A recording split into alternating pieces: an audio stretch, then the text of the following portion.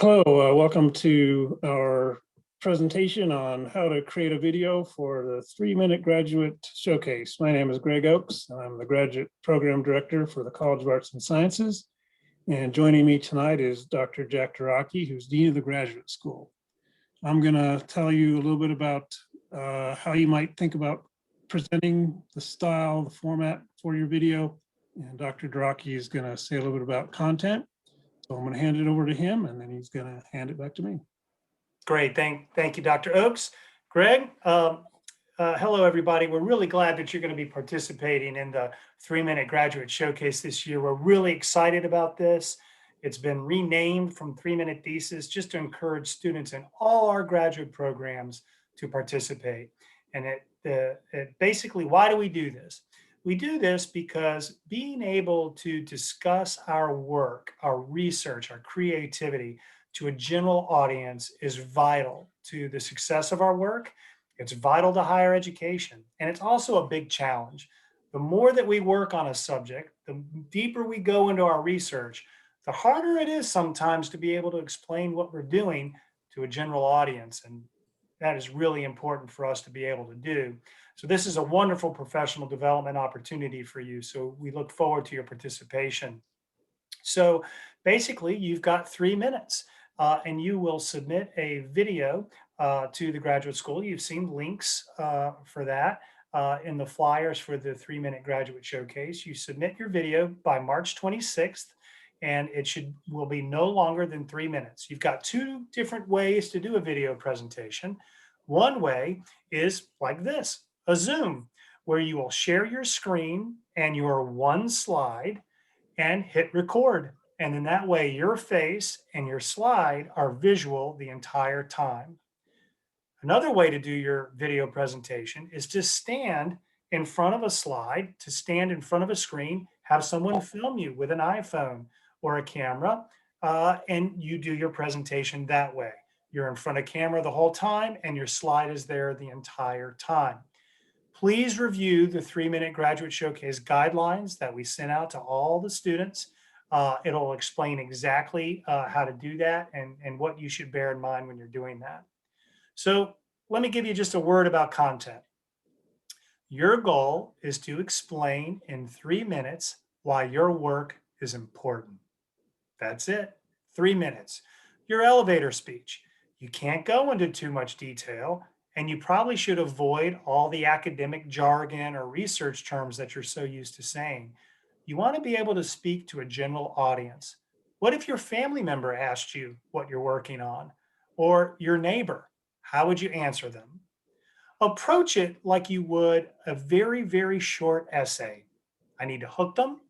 I need to say, this is what I'm going to study, and then talk about 2 or 3 ways the evidence proves it, shows it as important. And then finally, I'm going to conclude by saying, this is why my work is so important. If you can shape your content that way, you're going to have a great 3-minute presentation. Make sure you're paying attention to the time. Practice, practice, practice, practice.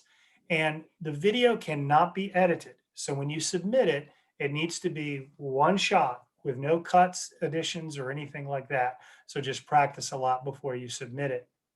So as an example, I will leave you with this. Much of my research has been on the novel's effect on drama in 18th century. So if I were to do a 3-minute thesis or a 3-minute graduate showcase, I would start like this.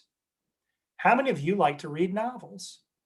When you've been reading your novel, like I did just last week, reading a novel on Shakespeare's son, how many of you thought about, man, that would make a great movie? Exactly. We are so comfortable seeing novels in other mediums like movies.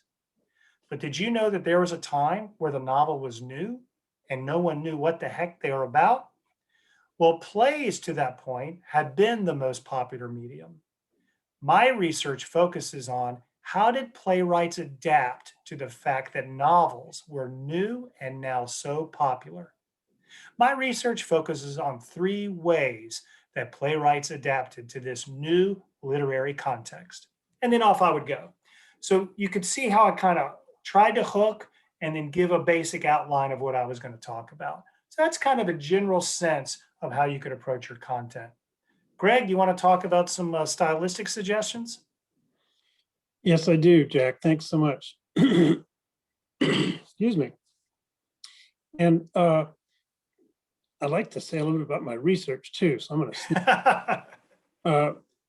Did you ever wonder whether the world could just stop? Maybe not, but I do. I think about that sort of thing all the time because I'm a philosopher. And I wonder what's really possible and what's not possible. Is it possible for the world to stop and just disappear? Or is it not possible? If it's not possible, do we have an explanation? If it is possible, do we know why? That's what I think about as a philosopher. Or anyway, one of the things I think about as a philosopher, and off I would go with my 3-minute showcase of my research. Ask a question, get a hook in. It's a good way to orient your content to your audience. But I'm here to say a little bit more about style.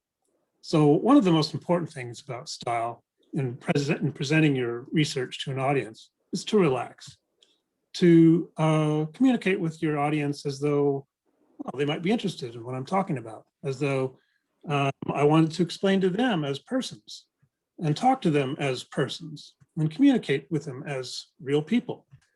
So relax. Think of your audience as sympathetic and interested in what you're trying to say. Face the camera. You know where your camera is if you're talking to an iPhone or you're talking to the camera on your computer. So you want your audience to be able to see you and focus on you as you speak. So face that camera.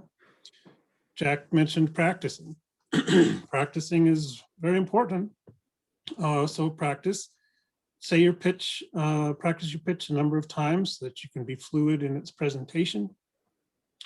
Doesn't have to be verbatim. In fact, it's probably best that it's not. But you do want to have a clear idea of what are the main points that you're going to hit. And maybe you want to put them exactly one way, or maybe it doesn't matter if it's exactly one way, but you do, of course, want to have a plan. And the plan will be reflected in your slide. So you can use your slide to prompt yourself as well as to help your audience along with you. Don't fidget. Try not to say too much. Don't talk too fast. That's a common mistake that we make in presenting because, I don't know, perhaps we're nervous and the blood is flowing and so we talk too fast and then it's hard for the audience to keep up. So take your time, relax, talk in a normal tone of voice, but also show your interest in your field. You're in grad school, you're committing a portion of your life and resources to this, your passion, your interest. What is it? Share with us what that passion is. Share with us that one thing in your research that gets you hooked, that interests you. That's a helpful way to get your audience on board with you. It's okay to refer specifically to the content of your slide, and often we recommend that. Now I'm saying this, and maybe I've got a picture over here that I'm going to refer to. As Jack mentioned, be sure to check out the guidelines document. No editing, no props except for your slide. Keep yourself in the window of the video. And like I said before, enjoy what you're doing. Share that enjoyment with us. And good luck. And we're available for help when you need us. Contact information for this project is available on the website. So don't hesitate to let us know if we can help you. And I think that's all that I had to say. Jack, what about you? Well, I think we've definitely covered it. That's the big thing. Why is this important? How do you explain it to your parents? How do you explain it to your neighbors? That's what this is. You've got 3 minutes, right? You're trying to hook them into what you're doing. And then maybe you'll have an hour-long conversation another time. What you do is important. And people are going to really want to hear what you have to say, and approach it that way, and shape it accordingly. And you're going to do great. And just practice it a lot, and then make sure it's under the 3 minutes. It cannot go over. It's fine to be under. And when you submit it to the to the 3MGS 3-Minute Graduate Showcase webpage, the Qualtrics submission, that'd be under 3 minutes, and then you're in the competition. And the deadline is March 26th. Greg? Thanks, Jack. Okay. Thank you all. We'll see you down the road.